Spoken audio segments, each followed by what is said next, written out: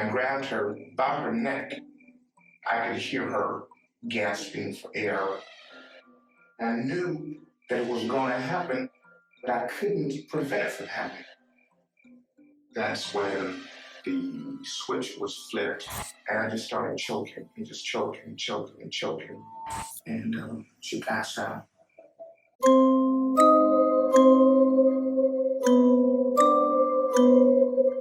Once again, it's Murder and Mayhem Monday. Welcome back. Or if you're new to the channel, thanks for tuning in. My name is Franklin James, the serial author, and I hope you all have a mayhem-less week. Now, today I won't be talking about chalupas or quesadillas or even beefy 5-layered burritos. Instead of fire sauce, there was blood. And a former Taco Bell manager whose crimes were messier than a crunch wrap at 2 a.m. And if you know, you know. I'm talking about Henry Louis Wallace, also known as the Taco Bell Strangler, a serial killer who was active for 4 years, murdering 11 young women in Charlotte, North Carolina. And what's also chilling and typically uncommon is that he knew all the victims personally. Most either worked with or for him at various fast food restaurants. However, at the time, the city barely noticed his pattern until it was far too late. But what drove Henry Wallace to go on his murderous spree? Why did he go down the path he chose? I think it's crucial to examine his upbringing as well as his adult life because it takes a lot of ingredients to cook up a serial killer. Now, Henry Louis Wallace was born on November 4th, 1965 in Barnwell, South Carolina. His father, a married man, wanted nothing to do with him. In fact, he abandoned the family before Henry was even born. So from what we know, his father's actions can lead to abandonment and attachment issues. Perhaps some identity issues as well, and feeling like you're not good enough. Now, he was raised by a single mother, Lottie Mae Wallace, who was known to be a strict and devout woman. She worked long hours as a textile worker and domestic maid. She was also known to be verbally and physically abusive. In fact, she ruled with an iron hand.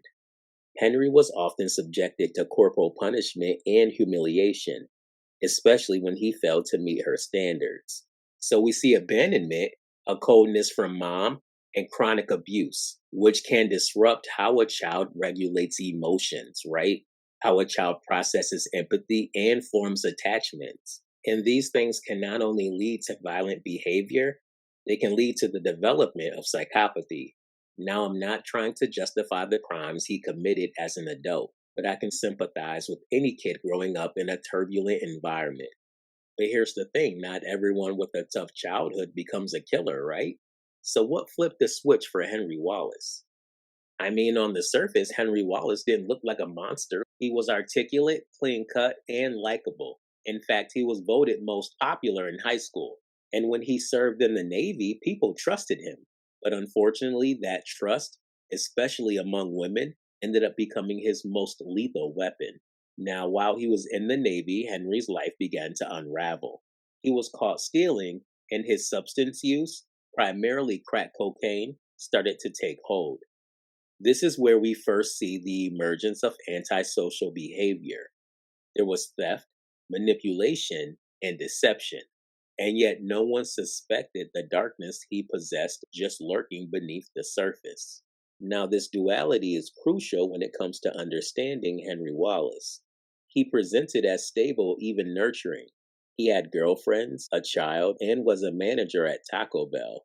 But beneath that, there was a seething entitlement, a narcissistic core fueled by addiction, rejection, and an almost pathological need for control. And his murders, they weren't random. These were women who trusted him. They were friends with his girlfriend, or they were his coworkers. These were women he greeted with a smile before sexually assaulting and strangling them. Now, his first known victim was Tashonda Bethia, a high school student who was murdered in 1990.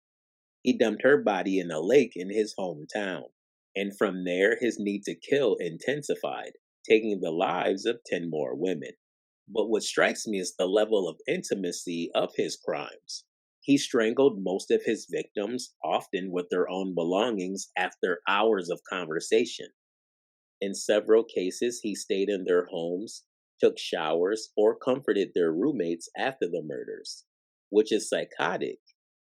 This speaks to an unnerving psychological profile. Henry Wallace wasn't just killing out of lust or seeking a thrill. He was exerting power over lives and memories. Many of the victims were women of color, underrepresented in the media, and largely ignored by law enforcement. And it was this blind spot that allowed Henry Wallace to keep killing.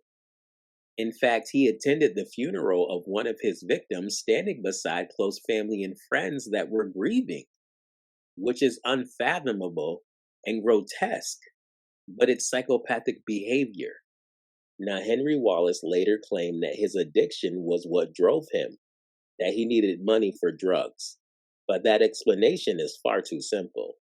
In truth, Henry Wallace displayed signs of organized compulsive behavior. He targeted women that he knew, right? He disarmed them with his charm, and then he overpowered them in their own homes. His post murder rituals involved washing the bodies and sometimes posing them, hinting at a disturbed sense of guilt or perhaps a twisted respect for the victim. Now, in forensic psychology, there is a term known as cognitive distortion. Now, this is when a killer uses justifications to minimize guilt. Henry Wallace told himself that he cared for his victims.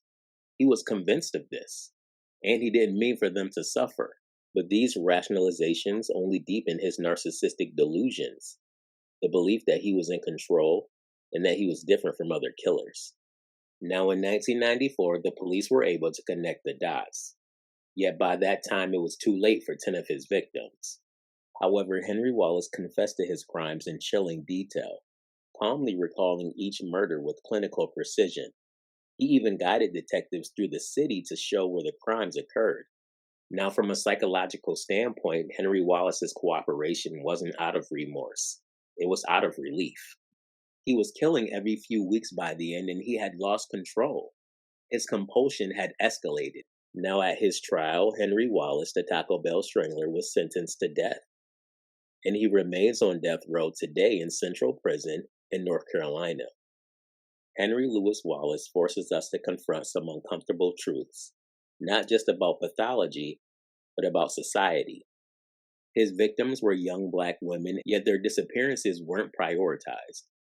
In fact, the media barely noticed, which is why he likely targeted them. I mean, law enforcement didn't even believe there was a serial killer, and Henry Wallace used that blind spot like a scalpel. Now, I've learned this. Killers like Henry Wallace don't wear signs. They don't lurk in shadows. Often they're your supervisor, your coworker, your friend's boyfriend, or some random person you just met. In reality, some killers walk among us, hiding in plain sight, and they do so because no one is looking. But I do want to thank you all for tuning in, and I do ask that you stab that like button and subscribe. Leave a comment and let me know what you think about the Taco Bell Strangler. Share this video out there, crack that bell for notifications, and if possible, avoid mayhem